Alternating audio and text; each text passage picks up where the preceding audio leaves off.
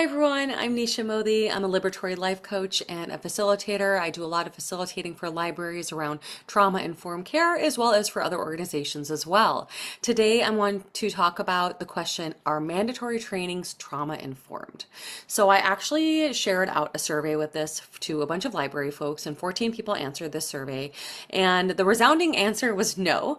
The survey was very short. I asked if they were trauma-informed. I had yes, no, and it depends. And then I also had two questions about what people's experiences in some of these trainings were and what improvements they would suggest for these trainings as well.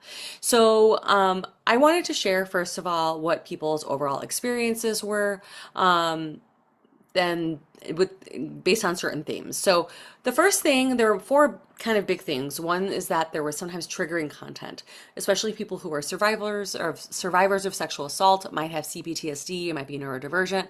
They found that these mandatory trainings were re-traumatizing. There was a lot of language that was insensitive or maybe even vague. Some of the discussions weren't handled well, especially if it was around sensitive topics like suicide or sexual harassment. There was even some like awkwardness with some of the content as well. The second theme was that there wasn't really a lot of flexibility or accommodation. There were sometimes like rigid attendance policies, no breaks, even if someone was triggered. There were no exemptions. And even during times where things may have been unsafe, like COVID, there was some there was a mandatory requirement, not just for the training, but to be in person. And that there weren't, if there was something that was online, there wasn't like a way to exit if you were triggered. The third theme was that sometimes the messaging was harmful or maybe not always effective, that sometimes it promoted harmful stereotypes around like sexual harassment, sometimes even glorifying like narcissistic traits in leadership. Sometimes people thought that the content was not relevant, ineffective, and even almost violent against survivors.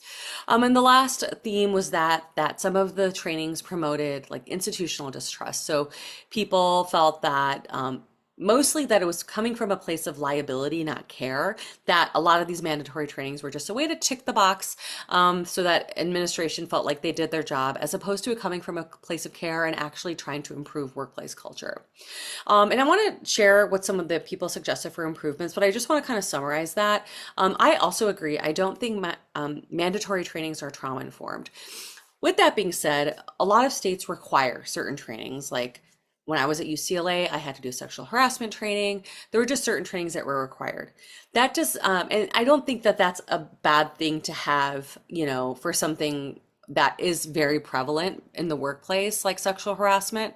But I think the challenge is not so much whether for this specific topic, whether it's trauma-informed for it to be mandatory, but how they go about doing it. So like people said, if they're just doing it to check the box, I mean, I just had a bunch of videos that I had to click through. It wasn't something that actually engaged me meaningfully in discussion, made me think about sexual harassment in a specific way. And it was just kind of more rule-based and just something for everyone to just be like, oh, this is something you have to do, I have to get through. And they do this, I know, to scale sometimes. Like I said, I was at UCLA, but it's not really coming from that place of care. And it doesn't always necessarily have these trauma-informed pauses. In my course, Trauma-Informed and Relational Care for Libraries, I incorporate so many somatic techniques. I always tell people to go at their own pace. I tell people to leave. I tell people to come to the live sessions if they want. I provide a lot of flexibility and choice, because one of the trauma-informed principles is empowerment, voice, and choice. So offering spaces for consent and choices is extremely important in any type of training that you have, whether it's about sexual assault or whether it's about, another type of training, maybe toxic workplaces, communication, or maybe even something that's not even related to like something emotional. Maybe it's a specific skill that you're learning. That doesn't mean it can't be trauma-informed. You can always be trauma-informed in anything you do, because you are asking people who work for you to receive information, to improve how they, spend their time at the place that they work. So why wouldn't you care about those people? And so that's kind of my take on this. I don't think mandatory trainings are trauma informed. However, I can't personally get around things that are required by state. But I do also think that those specific trainings can be more trauma informed as opposed to just being like that checkbox, as so many people mentioned. So some of the things that people mentioned that can be improved for things to be more trauma informed essentially addresses all the issues that people had.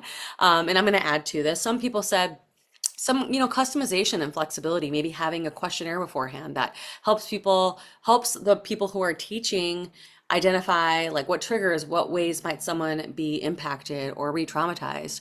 Also having other activities like different paths for topics that might be triggering, whether you could opt out of online modules or have a different activity that you could substitute or maybe just not participate in.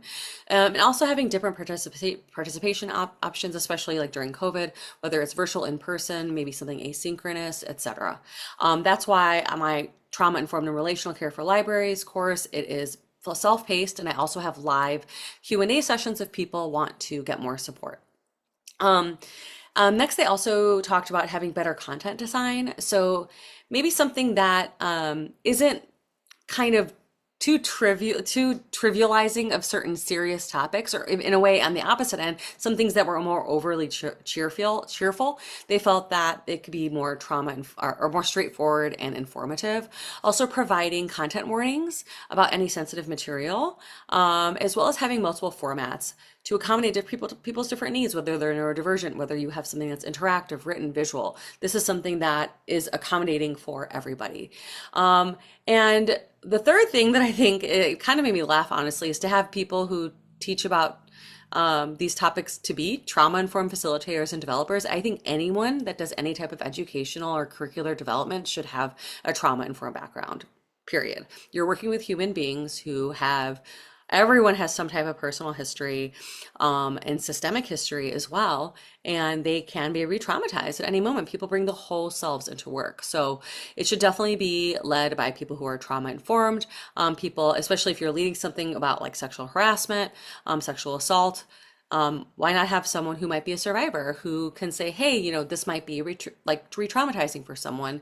Also to avoid like harmful stereotypes, like blaming victims, etc., so that you can promote more of that psychological safety. And as I talk about on my course, Safety, Dignity, and Belonging, I always bring up this book, The Politics of Trauma. Stacey K. Haynes talks about how safety, dignity, and belonging are human needs.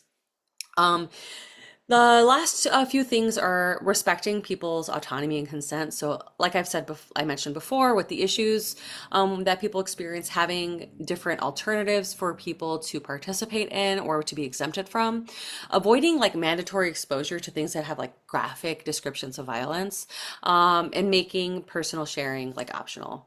I always say like no one is ever required to share their personal traumas. And if people want to share experiences or share something that they've witnessed and noticed, they can. So making people share their personal stories is absolutely not trauma informed, because that does not respect someone's autonomy and consent. And one of the other suggestions for improvement were to really make sure like you're tailoring this for a specific audience. So if you are doing something for people in power, like people who are managers, rather than saying that all staff has to do it, because there are different power dynamics in play. And this is another reason in my course I actually talk about power and how that impacts how someone might be traumatized or how they might perceive someone who's in power. So nothing should be all one size fits all. And then the logistical considerations for having virtual options for sensitive topics, as well as having breaks and a self-paced completion to reduce that overwhelm. So, can mandatory trainings ever be truly trauma informed? Probably not if you're ever forcing someone to do it, if someone doesn't have a choice. I do think that something like sexual harassment, or something that there is a pattern in history, is something that should be taken seriously and be taught in a way that really shows that you care. So there's ways you could do it that do address that shows that it's coming from a place of care and not liability. And at the same time, it can undermine autonomy. But there are also a lot of trainings, aside from like sexual harassment, and maybe, I know not everyone is required to do like de-escalation or active shooter training, though that is becoming more and more common. I do think there's something to be said for the fact that like there's the FDA, like our food and medicine are regulated. I think those are good things.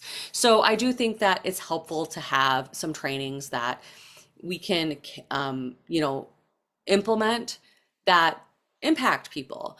But I think what's important is not so much whether you make them required or not. It's what kind of conversations are you having with the people you work with, the people who are your direct reports, about what is important to them and why it might be important to them, as opposed to saying, here's your list, these are the trainings, check it off. Right? How are we actually being relational when we talk about any of these trainings, whether it's state required or not, as opposed to being transactional? And that's why I actually include the word relational in the title of my course, because so much of being trauma informed is also being relational, creating a relationship with someone, understanding what their concerns are, addressing it, and also talking about like why we do this, and like why someone else might feel it is important or not important to have these types of trainings, not from a place of judgment, just from coming from a place of curiosity. So you don't want it to be something that is performative. And I think creating a relationship with the people you work with allows you to tailor trainings in a way that supports them, but also, yeah, they have a chance to opt out. And if you come to a place of understanding where they're not going to be engaged in a specific training and not going to care, then making them do that is going to impact the relationship negatively, as opposed to giving them an out. And not just if they're triggered, but maybe someone just doesn't have a desire. I know a lot of us think that, well, these are the types of people that need this, right? But if they're not willing to do it, then it's not going to be effective. So that is a different issue to address than whether or not they should be forced to go to a training. So that is my take on mandatory trainings as connected to trauma-informed care. And I'd love to hear your thoughts on this. I know I'm not saying this is a controversial topic or not. Like I said, pretty much everyone said that they're not trauma-informed. And yet we do have these mandatory trainings that are not just state required trainings. I've had conversations with leaders who I love and admire who will say like, no, this needs to be required. And it's coming from almost from a punitive place. And I really invite you, especially if you're a leader, to think about how are you actually approaching this training? How are you understanding how people feel about it? How are you having these conversations and listening empathically? Empathic listening is a skill that I teach in my trauma-informed and relational care for libraries course, so that you can come to a place of understanding as opposed to saying that you need to do this. So yeah. That is what I have to say about this. I hope this was helpful. I would love to hear what you think. This is not like what I'm saying is never going to be a final and definitive answer. It is a conversation. And so, yeah, tell me in the comments what you think. And I am recording this on Monday, April 7th. And I would love to invite you to an information session that I have about my course. It's on Tuesday, April 29th at 9 a.m. Pacific time at 12 p.m. Eastern. If you're watching this after that, then head to my website, traumainformedlibraries.com, to hear about the next information session or when I'll be starting this course again. At this point, I plan to kind of have a launch every June for an orientation. But you can buy this course at any time and always come to the Q&As. It's just that the Q&As are timed based on a specific module. But this is a course you could buy at any time. It's just that I have a specific time of year that I say, hey, here's an information session and here's when the orientation is. So let me know if you have any questions, and I hope to see you. I'll leave the link to register for the information session in that box below. Thanks. Bye.